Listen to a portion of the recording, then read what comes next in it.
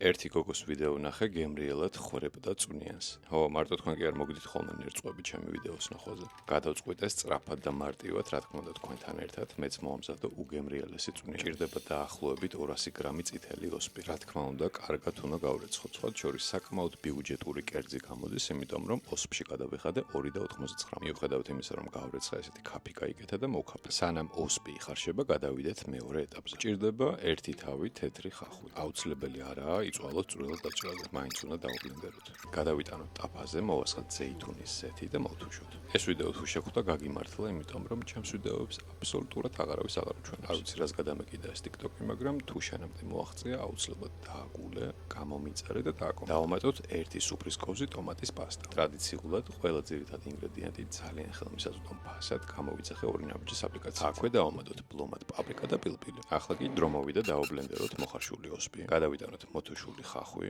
მე ცალ-ცალკე იმიტომ ვაბლენდერებ, რომ ბოლომდე დაგუწმაცებული ხახვი არ იყოს. დაუბლენდეროთ ხახვიც ნახევრად, თქვენ შეგიძლიათ ბოლომდე ან თავიდანვე ერთად ქნათ. დავამატოთ მარილი.